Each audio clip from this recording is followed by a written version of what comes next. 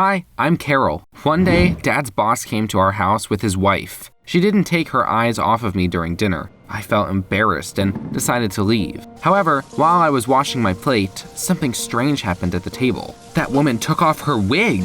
It turned out she was bald. She started passionately telling my parents something. I decided to stay away from her and spent the rest of the evening in my room. After the guests had left, I went down to the dining room to have some cake. My parents were weirdly generous and handed me 3 pieces at once. And then Mom said, "Carol, Mrs. Young has alopecia. It means that her hair does not grow. She really likes your hair though. She is ready to spend a lot of money to buy it for her new wig." Of course, I refused. Girls fell for me because of my hair, and anyway, I didn't want to change my looks because of some rich woman's whim, but my parents wouldn't leave me alone. They kept trying to convince me, sell it, sell it, sell it. Ugh. I got tired of saying no over and over again. We started fighting. Being at home became unbearable. Fortunately, I soon got a chance to get away from them. I was quite popular on Instagram, and I got an offer to star in an advertisement for a hair growth remedy. To do that, I would have to fly to another city.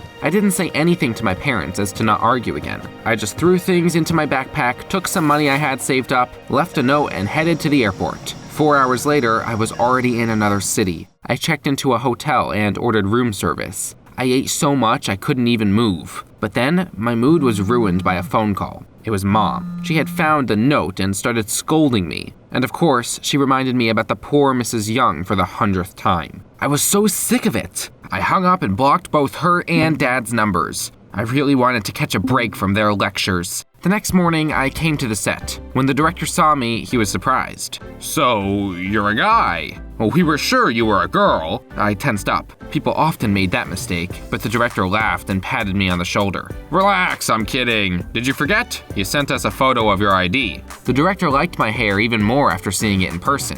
He decided to make me the face of an advertising campaign and film not one, but several commercials at once. I was so happy that I signed all the documents without reading them, and that was my biggest mistake. You will see why later. For now, listen to what happened next. After filming, I came back to the hotel and saw a note at the door of my room. I unfolded it and read, "Give up filming and go home. Otherwise, kiss your hair goodbye." You can't imagine how angry I was. My parents hadn't managed to get through to me, so they had bribed someone from the staff and decided to scare me. I unblocked them, started a video call, and told them everything I thought about them. But my parents were very surprised. "What are you talking about, Carol? We don't even know where you're staying."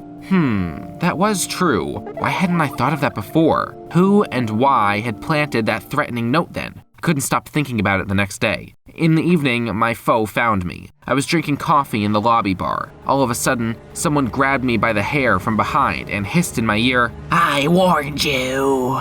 I turned around and saw a girl with hair as cool as mine. She stared at me and turned red. "So you're the blonde they hired instead of me? Oh." The girl ran away so fast I didn't even have time to say anything. I couldn't get her out of my head the next day. I wanted to find her and talk to her. I described her to the receptionist, but they said nobody like that stayed at their hotel. Then I asked the director about her. After all, there weren't that many girls with such long hair. I was sure he would remember her, but he was no help either. There were a lot of girls at the casting. I can't remember all of them. It seemed fishy to me. The stranger had spoken so confidently, like they had already chosen her for the job but then changed their minds after my arrival.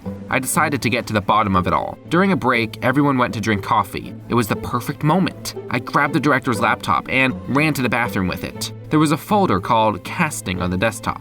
Well, let's see what was in it. But I shouldn't have got so excited. A photo of me was the only file in the folder. The director was obviously hiding something, but there was no time to figure it out. The coffee break was already over, and I had to put the laptop back in place. After filming, I went down to the subway as usual. Someone was playing the guitar and singing in a squeaky voice. I came closer and recognized the girl I kept thinking about. In front of her was a box that said, "For my surgery." The girl couldn't sing at all, so the box was almost empty. I opened my mouth to offer help, but the girl recognized me, closed her eyes, and covered her face with her hands. "Please don't get mad.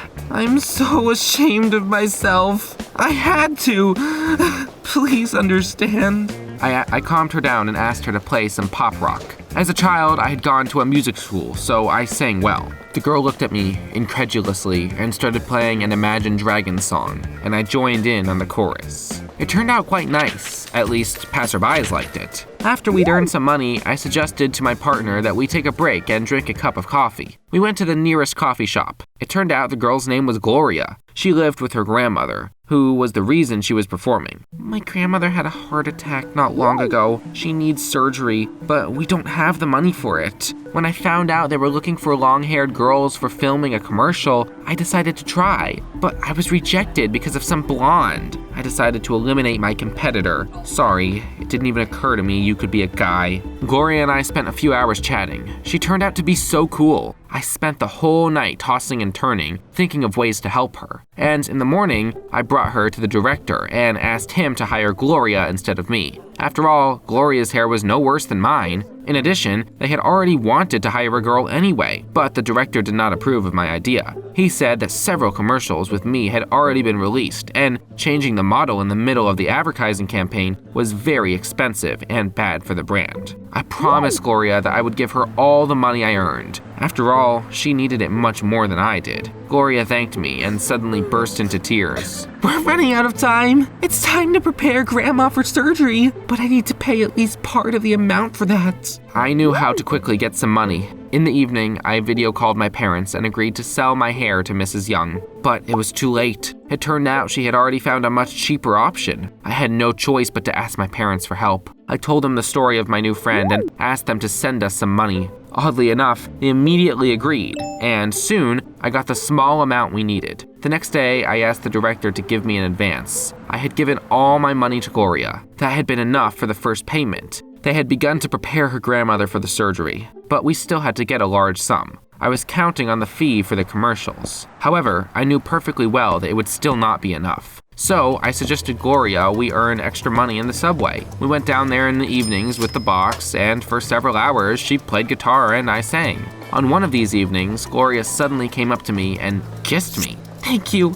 You've done so much for us. After that, our daily meetings turned into dates. Gloria invited me to stay in her grandmother's room so that I wouldn't have to spend money on my own hotel room. A week flew by that way. I came to set for the last time in a great mood. Soon, I would be paid, but the director came up to me with an unusual offer. I have a great idea. If you cut off your hair for the camera, we'll pay you twice as much. It would be a good beginning of a new advertising campaign. You will use our product for a whole year, and then we will film you again. Your hair will grow back quickly. Viewers will definitely believe such an advertisement. I didn't want to part with my hair, but for Gloria's sake, I agreed. When they turned on the camera, I cut it off with scissors. The director immediately collected the hair in a bag. I asked for money, but he laughed and showed me our contract. You should have read what you were signing, brat! Horrified, I read, in case of hair loss during the filming of the advertising campaign, all payment agreements are canceled. I was such an idiot! I had been tricked! I clenched my fist and lunged at the director,